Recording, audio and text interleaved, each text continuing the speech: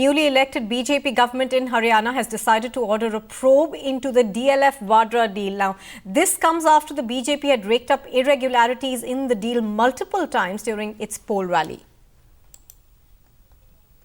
हुड्डा सरकार ने 10 साल के दौरान जितनी जमीन एक्वायर की है उसकी एक एक इंच की जांच कराई जाएगी कि जिस पर्पस के लिए वो एक्वायर की गई थी उसी पर्पस के लिए उसका इस्तेमाल किया गया है या उसको अन्य उपयोगों के लिए मुनाफा कमाने के लिए दूसरों को लाभ पहुंचाने के लिए उसको CLU देके या कॉलोनाइजेशन का लाइसेंस देकर या रिलीज करके लोगों को फ़ायदा पहुंचाने की कोशिश की गई है।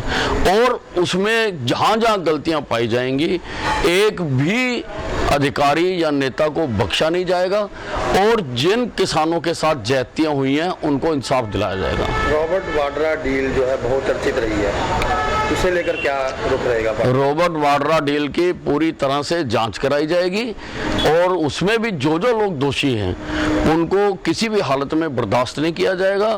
और जिन अधिकारियों को अशोक खेमका जैसे को जिनको प्रताड़ित किया गया है ऐसी डीलों को उजागर करने के लिए उनके साथ भी इंसाफ किया जाएगा, उनको अच्छी जगह पर रिहेबिलिटेट किया जाएगा।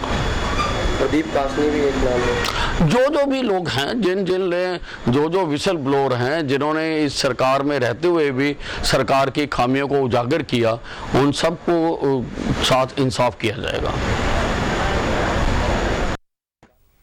Well, Shamsher Kent is on the phone line with us. Shamsher, now take us through the details of what you're picking up on this.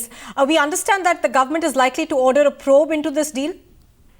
Well, that's right. That's what Anil Vij is saying. Anil Vij is a senior legislator of the BJP, although, he has not been inducted because there is no announcement of the cabinet yet, but one is expecting him, of course, to be a part of the cabinet. So he will be handling important portfolios there. And whatever he is saying carries a lot of weight, which means that BJP government in all probability will announce, we will order probe into land deals, carried out under the Huda government. What he's saying is that the government will go into all the land, procurements, wherever the government had acquired land for public purposes in the name of public purposes. It is a long-standing allegation of the, opposition and other parties as well against the Congress that Haryana government had misused this policy of